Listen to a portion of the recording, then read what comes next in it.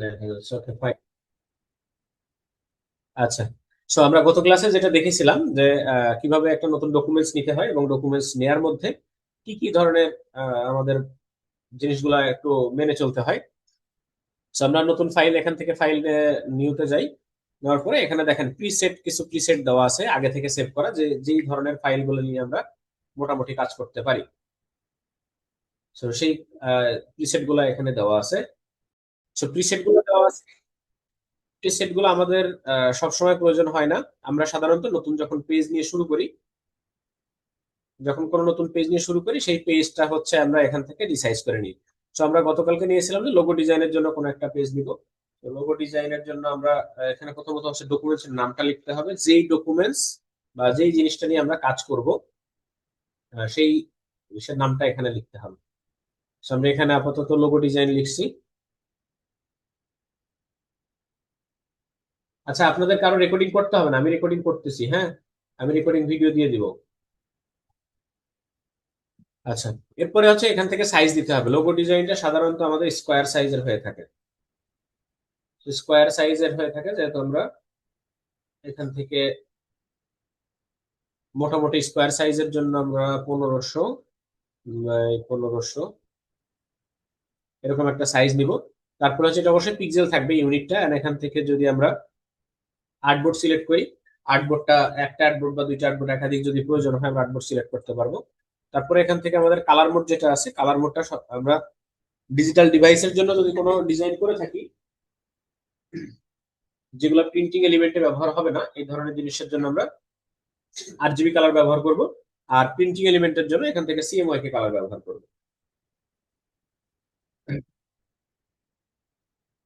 ওকে, তারপরে হচ্ছে এখানে যে রাস্টার ইফেক্ট যেটা দেওয়া আছে, রাস্টার ইফেক্ট, রাস্টার ইফেক্ট যেটা দেওয়া আছে, রাস্টার ইফেক্টটা ইলাস্ট্রেটরের জন্য খুব একটা বেশি গুরুত্বপূর্ণ না। এই জিনিসটুকু আমরা ফটোশপে যখন কাজ করব তখন এটা আমরা বুঝতে পারবো। সো আপাতত এখানে 72 যেটা আছে ডিফল্ট রেখে দিতে পারবো। তো এই হচ্ছে একটা নতুন ডকুমেন্টস নেওয়ার জন্য যে প্রসেসটা আছে। আচ্ছা, আপনারা কাইন্ডলি এখানে আঁকা আঁকি দাগাদাগি কোনো কিছু করেন না।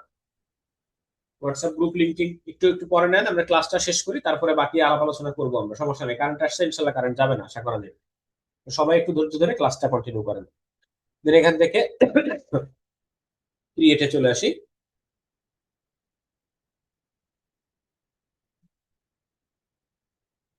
আচ্ছা, ক্রিয়েটে আসার পরে এখন নতুন যে ডকুমেন্টসটা ক্রিয়েট হয়েছে, কেবল কারেন্ট আসলো। আচ্ছা, তো নতুন ডকুমেন্টস ক্রিয়েট হওয়ার পরে এখানে আমাদের ওয়ার্ক স্পেসটা সেট আপ করতে হবে। সো ওয়ার্ক স্পেসে আমরা এখানে গতকালকে কি কি টুলস নিয়েছিলাম দেখেন। গতকালকে আমরা এই পাশে যে বাম পাশে যে টুলস গুলো আছে, এই টুলস গুলো আমরা এখান থেকে অ্যাডভান্স অথবা বেসিক লেভেলের যে কোনো একটা সিলেক্ট করে নিতে পারি এখান থেকে। সো আমরা অ্যাডভান্স সিলেক্ট করেছিলাম। তারপর এখান থেকে ডান পাশে যে লেয়ার প্যানেলটা আছে, লেয়ার প্যানেলটা অবশ্যই উইন্ডোর মধ্যে আমরা এখান থেকে পাবো লেয়ার। এর পাশাপাশি ছোট ছোট যে টুলস প্যানেল গুলো আমাদের প্রয়োজন সবসময় কাজের জন্য, সেই জিনিসগুলো দেখেন এখানে সোয়াস, ব্রাশ, সিম্বল, তারপরে gradient, colour, transform, align, pathfinder, তারপরে ক্যারেক্টার, এই জিনিসগুলো হচ্ছে আমাদের রেগুলার কাজের জন্য সচরাচর প্রয়োজন হয়ে থাকে। সো এইগুলা আপনারা একটা স্ক্রিনশট নিয়ে রাখেন, এবং এখানে এই এই প্যানেলের নামগুলো দেখেন যে কি কি জিনিস আমরা রেগুলার ব্যবহার করি বা আমাদের কাজের জন্য ব্যবহার করা প্রয়োজন আছে। ঠিক আছে, এটা একটা স্ক্রিনশট আপনারা নিয়ে রাখতে পারেন। আমি একটু দেখাই দিই এখান থেকে যে কোন কোন জিনিসগুলা আপনারা নিবেন। গতকালকে যারা ছিলেন না এটা তাদের জন্য, কালকে যারা ছিলেন তারা তো বুঝতে পারছেন। এটা একটা প্যানেল, এটা একটা প্যানেল, এখানে আর একটা প্যানেল, এটা একটা প্যানেল, আর হচ্ছে লেয়ার প্যানেল, আর এই পাশে যে টুলস গুলো আছে এটা। তো এই পুরো জিনিসটুকু হচ্ছে আমাদের কাজের জন্য বিভিন্ন জিনিসের আহ, বিভিন্ন কাজের জন্য প্রয়োজন আছে। এই এলিমেন্ট গুলা বা এখান থেকে টুল গুলা নিয়ে আমরা ব্যবহার করব। ঠিক আছে, বুঝতে পারছেন? এটুকু একদম সহজ জিনিস, শর্টকাটে গত দিনের ক্লাসটা আর কি আলোচনা করলাম। যারা গতকালকে ছিলেন না আপনারা কি বুঝতে এগুলো post। স্যার আচ্ছা, ক্লাসে আমরা জয়েন এটা লিংক কি আমাদের হোয়াটসঅ্যাপ গ্রুপেই দেন? এসেনশিয়াল ক্লাসিক দিছি এবং টুল বারসটা অ্যাডভান্স দিছি স্যার। ওকে, ঠিক স্যার আছে। আমার আপনারা একটা প্রশ্ন গিয়ে স্যার এখানে যে নতুন একটা গ্রুপে অ্যাড হয়েছে। ওকে, সো আমরা এ পর্যন্ত সবাই বুঝতে পারছি। আজকে আমরা আলোচনা করব যে শেপ, কালার এবং হচ্ছে শেপ গুলা কিভাবে মডিফাই করা যায়। এই জিনিসগুলো নিয়ে আলোচনা করব। সো আমরা সবাই জানি শেপ কি জিনিস। শেপ হচ্ছে নির্দিষ্ট আকৃতির কোনো একটা জিনিস, নির্দিষ্ট আকৃতির হতে পারে, সেটা গোল, চারকোনা অথবা রাউন্ডেড শেপ। আমরা নর্মালি ডিজাইনের ভাষায় শেপ আমরা দুই ধরনের জেনে থাকি, যে দুই ধরনের শেপ থাকে, একটা হচ্ছে অর্গানিক আর একটা হচ্ছে জিওমেট্রিক। ঠিক আছে? সো এটা হচ্ছে ডিজাইনের একদম ফর্মাল ভাষা, geometric and organic. So geometric shape কোনগুলা? জিওমেট্রিক শেপ যেইগুলাকে আমরা বিভিন্ন ধরনের কোণে বিভক্ত করতে পারবো। আমরা যেমন ক্লাস 9 জ্যামিতি করছিলাম না, 90 ডিগ্রি, 45 ডিগ্রি, 40 ডিগ্রি, বা যে কোণগুলো আছে, এই ধরনের কোণে বিভক্ত করতে পারবো। এই ধরনের যতগুলো শেপ আছে এইগুলাকে বলি আমরা জিওমেট্রিক শেপ। এই শেপ গুলা কিরকম? এখানে দেখেন একটা রেক্টেঙ্গেল আছে, যদি একটু কালার চেঞ্জ করি, দেখেন এখানে একটা রেক্টেঙ্গেল আছে। সো রেক্টেঙ্গেলটাকে আমরা কত ডিগ্রি অ্যাঙ্গেলে ভাগ করতে পারবো? এখান থেকে এদিকে এদিকে মোটামুটি একটা 90 ডিগ্রি অ্যাঙ্গেলে ভাগ করা যাবে। তারপরে হচ্ছে আপনি যদি এখান থেকে একটা সার্কেল নেন, এটাকে 360 ডিগ্রি অ্যাঙ্গেলে ভাগ করা যাবে। তারপর এখান থেকে যদি রাউন্ড নেন, এই কর্নারটাকে একটা অ্যাঙ্গেলে ভাগ করা যাবে। তারপরে এখানে স্টার নেন, এইগুলো 45 ডিগ্রি অ্যাঙ্গেলে ভাগ করা যাবে। এরকম ভাবে প্রত্যেকটা যেই শেপ গুলাকে আমরা বিভিন্ন ধরনের কোণে বিভক্ত করতে পারবো, এইগুলাকে বলি হচ্ছে আমরা জিওমেট্রিক শেপ। আর অর্গানিক শেপ, তারপরে হচ্ছে অর্গানিক শেপ। অর্গানিক শেপ কোনগুলো? যেই শেপ গুলা কোন প্রকার কোণে বিভক্ত করা যায় না এবং আমরা নিজের ইচ্ছা মতো বানাই। অনেক সময় হইতে পারে আমরা পেন টুল দিয়ে একটা শেপ বানালাম, তারপরে হচ্ছে ব্রাশ টুল দিয়ে একটা শেপ বানাইলাম। দেখেন এই শেপটাকে কি আমরা কোনো কোণে বিভক্ত করতে পারবো? এই শেপটাকে কিন্তু কোনো কোণে বিভক্ত করতে পারবো না, কারণ এটার কোনো নির্দিষ্ট আকার আকৃতি নাই। তো নির্দিষ্ট আকার আকৃতি যেগুলো নাই, এই জিনিসগুলা হচ্ছে অর্গানিক শেপ, আমরা নিজেরা যেগুলো বানাবো এবং যেগুলোতে কোণে বিভক্ত করতে পারবো, এটা হচ্ছে জিওমেট্রিক শেপ। এখন এই শেপের ভিতরে আবার দুই ধরনের কালার থাকে। শেপের ভিতরে দুই ধরনের কালার থাকে, বা দুইটা সেকশন থাকে। একটা হচ্ছে ফিল আর একটা হচ্ছে স্টোক অথবা আউটলাইন। আমি এইগুলাকে একটু সাইডে রাখি, বাকি এগুলারে। তো এই এই এই শেপটা দেখেন, এই শেপটার দুইটা অংশ থাকে। আমি যদি এটাকে আলাদা করি, দেখেন একটাতে স্টোক রাখি,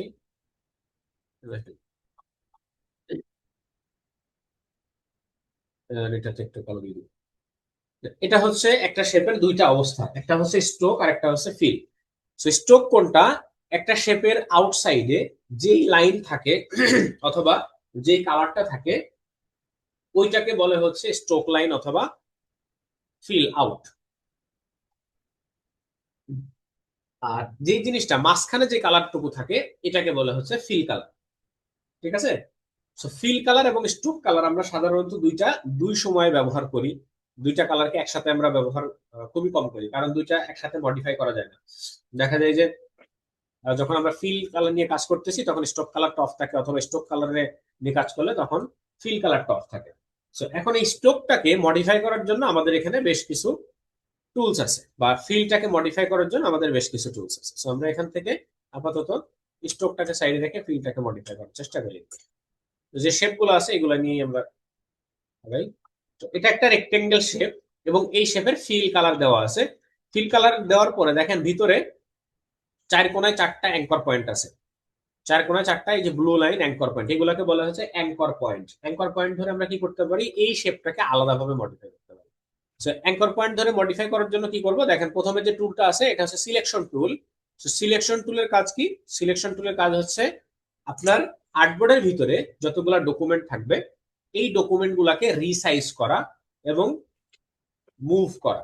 যেমন এটা, এই সাইজটাকে যদি আমি বড় ছোট করতে চাই, চার সাইডে যে ট্রান্সফর্ম কন্ট্রোল, যে সাদা সাদা বড় চার কোনা বক্স আছে, এই বক্স গুলার যে কোনো একটা বক্স ধরে যদি আপনি টানাটানি করেন, এটা বড় ছোট হবে, বা যে কোনো আকৃতিতে আপনি দিতে পারবেন।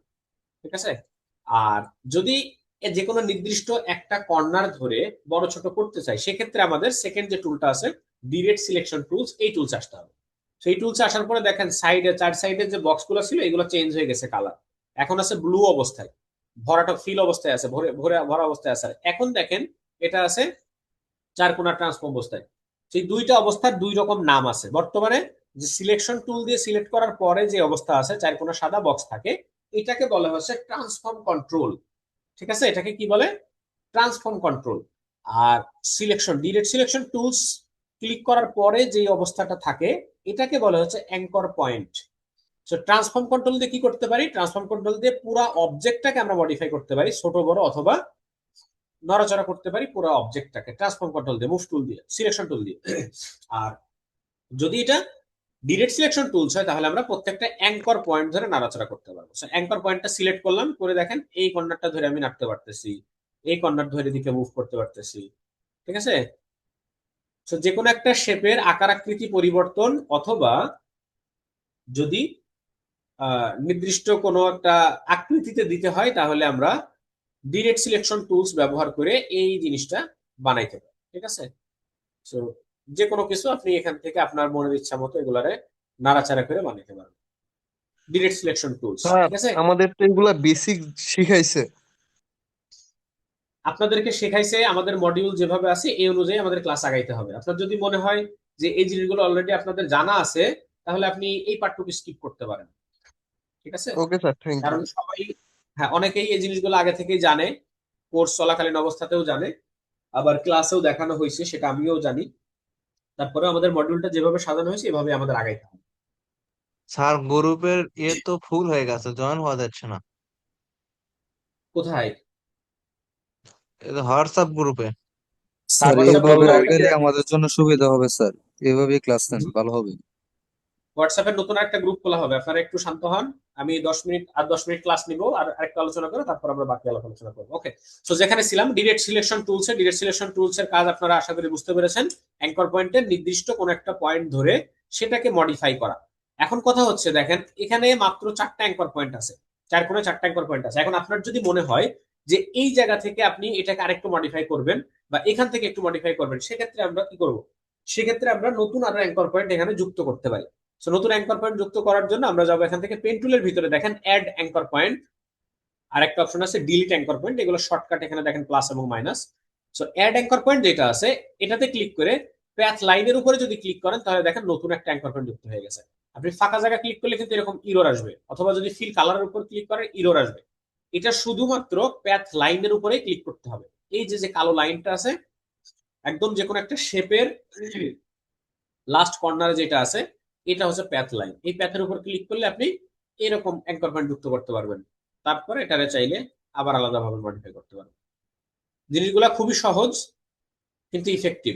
দেখলে মনে হয় সহজ, কিন্তু আপনি যখন কাজ করতে যাবেন তখন এইগুলোর মধ্যে থেকে অনেক ধরনের ইরর বের হবে। যদি আপনার বেসিকটা ক্লিয়ার থাকে, জানাশোনা থাকে, তাহলে কোনো সমস্যা হবে না। দেখেন তো ওই যে বিকাশের পাখি উড়ে বেড়ায় সেরকম কিছু একটা হচ্ছে কিনা। সাইডে যদি এগুলা বিভিন্ন ধরনের মাল্টিপল কালার দেওয়া থাকে, এরকমই কিছু একটা থাকে, যাই হোক। So, এটা হচ্ছে আপনার অ্যাঙ্কর পয়েন্ট যোগ করা এবং নির্দিষ্ট যে কোনো একটা শেপকে মডিফাই করার জন্য এই দুইটা টুল, আশা করি আপনারা বুঝতে পেরেছেন। তো এরপরে দেখেন এখানে দেখেন স্টারের মধ্যে বেশ অনেকগুলা ইয়ে থাকে, অনেকগুলো স্টার আছে, অনেকগুলো স্টার আছে। এখান থেকে যদি আমরা কোনো অ্যাঙ্কর পয়েন্টকে ডিলিট করতে চাই তাহলে এখান থেকে ডিলিট অ্যাঙ্কর পয়েন্ট নিয়ে নির্দিষ্ট ওই অ্যাঙ্কর পয়েন্টের উপরে ক্লিক করলে এটা ডিলিট হয়ে যাবে। স্যার সহজ জিনিস, স্যার ওকে। তারপরে এটাকে আমরা যদি কালার চেঞ্জ করতে চাই জাস্ট এই শেপটা সিলেক্ট করে এখানে দেখেন আমাদের সোয়াস আগে থেকে আমরা নিয়েছিলাম, এখান থেকে এগুলার কালার চেঞ্জ করতে পারবো। মিনিট, এটাও রিমুভ করে দেই। রিমুভ করে দেওয়ার পরে এই মাঝখান দিয়ে আরেকটা লাইন স্যার দিতে পারলে, আসসালামু আলাইকুম। এখান থেকে যদি আমরা একটা লাইন ক্রিয়েট করি, দেখেন এই যে শেপের ভিতরে এখানে লাইন আছে, এই লাইন ক্রিয়েট করতে পারি। এখান থেকে স্ট্রোক কালারে আমরা 1 স্ট্রোক দিয়ে দেই। তারপরে এই পাশ দিয়ে আরেকটা লাইন ক্রিয়েট করি,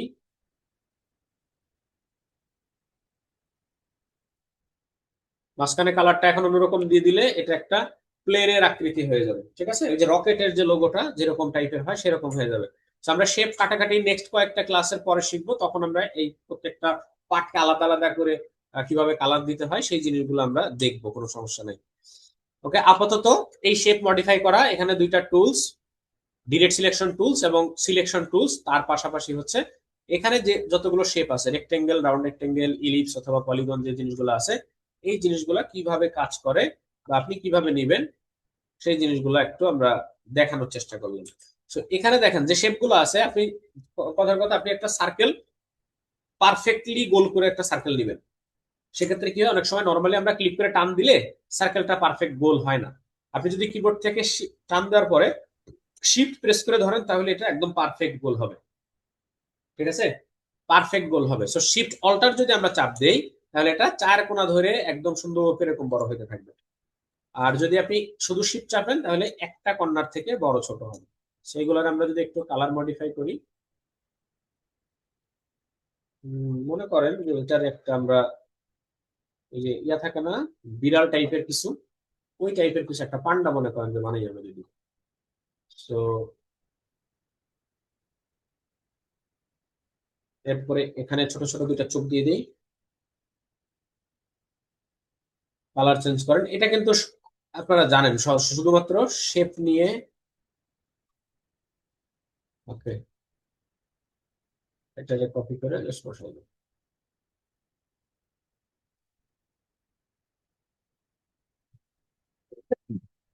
দেখেন এর ভিতরে কতগুলো শেপ নেওয়া হয়েছে, একটা দুইটা তিনটা চারটা পাঁচটা, বেশ কয়েকটা শেপ নেওয়া হয়েছে। এখন এই প্রত্যেকটা শেপকে আমরা একসাথে একত্রিত করব কিভাবে, সবগুলোকে একসাথে সিলেক্ট করবো। এখান থেকে সিলেকশন টুল সিলেক্ট করে সবগুলোতে সিলেক্ট করে তারপর আমরা রাইট ক্লিক করে এখান থেকে দেখেন গ্রুপ করার অপশন আছে।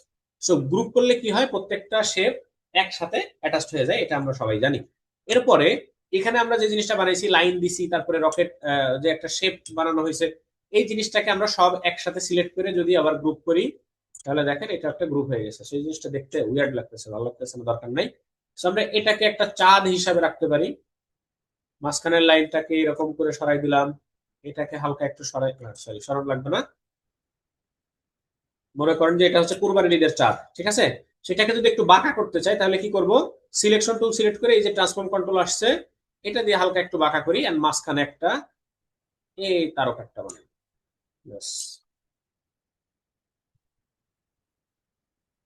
এখন এই দুইটাকে একসাথে সিলেক্ট করে কন্ট্রোল জি অথবা রাইট ক্লিক করে এখান থেকে গ্রুপ করতে পারি আমরা। এ হচ্ছে মোটামুটি আমাদের selection tool, direct selection tools, এবং এখান থেকে যে শেপগুলো আছে সেই শেপগুলো মডিফাই করার বিষয়, ঠিক আছে। সো এখন আরেকটা জিনিস আমরা দেখব, স্ট্রোক মডিফাই করার জন্য আরো বেশ কিছু টেকনিক আছে। স্ট্রোক মডিফাই, শুধুমাত্র স্ট্রোক, আমরা জাস্ট কয়েকটা টুল ব্যবহার এখান থেকে শেপগুলো ব্যবহার করে এই জিনিসগুলো বানাইতে পারি, এটা খুব সহজ। এরপরে দেখেন স্ট্রোকটাকে আমরা কিভাবে মডিফাই করতে পারি। তো স্ট্রোক কি জিনিস, স্ট্রোক হচ্ছে আউটলাইন, বাইরের লাইন গুলো আগেই বলছি। আচ্ছা, সো স্ট্রোকটা হচ্ছে আউটলাইন। সেখান থেকে যদি ফিল কালার বন্ধ করে শুধুমাত্র স্ট্রোক কালারটা সিলেক্ট করি, দেখেন চার সাইডে কালো কালার বা যে কোনো কালার আপনি এখান থেকে দেন, সেই কালারটা এখান থেকে সিলেক্ট হবে। এটা হচ্ছে আপনার স্ট্রোক কালার। সো স্ট্রোককে মডিফাই করার জন্য আমাদের বেশ কয়েকটা টুলস আছে। সো টুলস গুলা একটু পরে দেখি। আপাতত স্ট্রোক প্যানেলের ভিতরে কি কি আছে দেখেন, এখান থেকে কন্ট্রোল বারে এখানে দেখেন স্ট্রোকের প্রথমত সাইজ আছে। তো সাইজটা যদি আপনি এখান থেকে বড় করেন তাহলে স্ট্রোকটা মোটা হবে, ঠিক আছে। স্ট্রোক মোটা হবে। এরপরে আপনি যদি স্ট্রোকটা সিলেক্ট করে এখানে স্ট্রোক প্যানেল যেটা আছে, স্ট্রোক প্যানেলটা ওপেন করেন, এর ভিতরে আরো বেশ কয়েকটা জিনিসপত্র আছে। এই জিনিসগুলো সম্পর্কে আমরা একটু জানি। প্রথমত যেটা আছে সাইজ, সেটা তো আমরা আগে চেঞ্জ করছি। তারপর আছে ক্যাপ। স্ট্রোকে ক্যাপ কখন ব্যবহার করা হয়, যখন স্ট্রোকটা সিঙ্গেল একটা লাইন থাকে, ওই সময় স্ট্রোকের ক্যাপ ব্যবহার করা যায়, সিঙ্গেল যখন লাইন থাকে। সো ক্যাপ থাকে সাধারণত স্ট্রোকের দুই মাথায়, ঠিক আছে। সো এখন আমাদের যে স্ট্রোকটা আছে এটা কিন্তু চারটা কর্নার আছে, এটা দুইটা কোনো মাথা নেই। যদি দুইটা মাথা চাই তাহলে এখান থেকে আমার লাইন লাগবে। এটা একটা স্ট্রোক। স্ট্রোক প্যানেলে যাই, এখন ক্যাপটাকে যদি আমরা রাউন্ড করে দিই, কর্নার দুইটা সুন্দর করে এরকম ভাবে রাউন্ড হয়ে যাবে, ঠিক আছে। আচ্ছা, এরপর আসুন কর্নারটাকে যদি রাউন্ড করতে চাই তাহলে আমরা এখান থেকে এই যে কর্নারের যে সেকশনটা আছে এটা আমরা রাউন্ড করব, ঠিক আছে। এরপরে আছে অ্যালাইন স্ট্রোক। স্ট্রোকের যে প্যাথ লাইন যেটা থাকে, এই প্যাথ লাইনটা স্ট্রোকের কোন জায়গাতে থাকবে, হয়তোবা ভিতরে থাকবে অথবা বাইরে থাকবে অথবা মাঝখানে থাকবে। বর্তমানে আছে হচ্ছে মাঝখানে স্ট্রোকের যে প্যাথ লাইন। এখন যদি বাইরে দিয়ে দিই, প্যাথ লাইনটা বাইরে আর স্ট্রোকের যে সাইজটা আছে সেটা আছে ভিতরে এবং এটা আছে বাইরে। সো এই জিনিসগুলো আমাদের কখন ব্যবহার করার প্রয়োজন হয়, যখন আমরা কোনো একটা পেজে বর্ডার ব্যবহার করি। অনেক সময় মনে করেন যে আমরা এই যে পেজটা বানাইছি, এই পেজের উপরে যদি আমরা বর্ডার দেই, এই প্যাথ লাইন বরাবর মনে করেন যে বর্ডার দিলাম একদম প্যাথ লাইনে বর্ডার দেওয়ার পরে দেখেন স্ট্রোকের যে কালারটা এটা চলে গেছে পেজের বাইরে।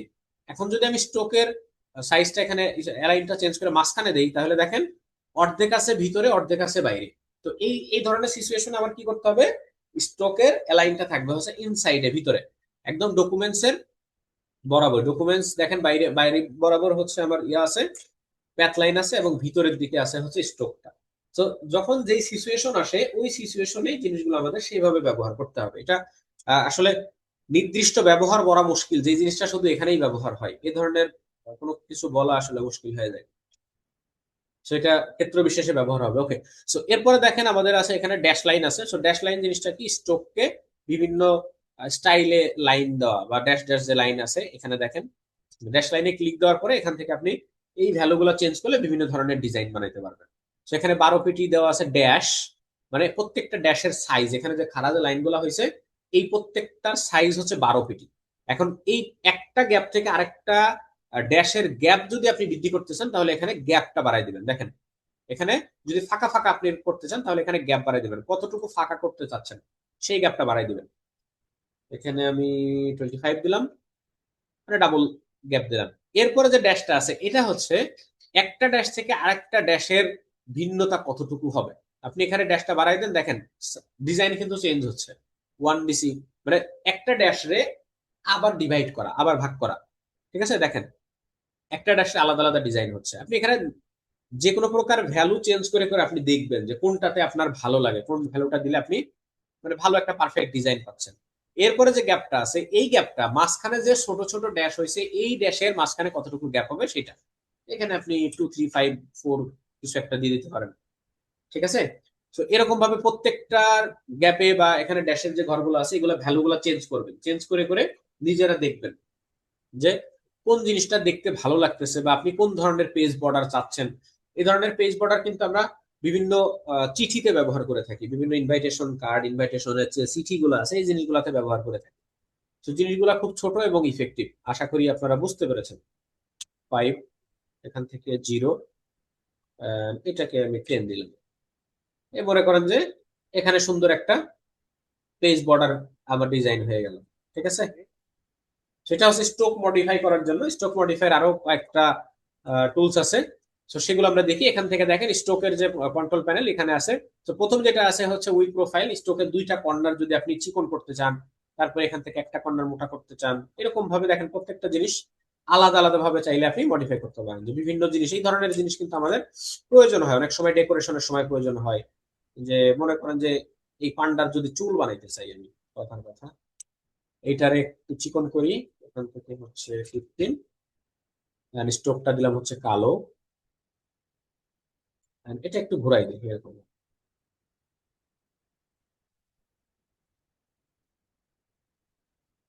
দেখেন এটা অল্টার চেপে আমি কপি করতে পারি, অল্টার চেপে জাস্ট টান দিলেই কপি হবে। এগুলো আরো সহজ পদ্ধতি আমরা সামনে শিখবো, জাস্ট আপনাদের বোঝানোর জন্য যে স্ট্রোক দিয়ে এটা আমরা কিভাবে কি কি করতে পারি।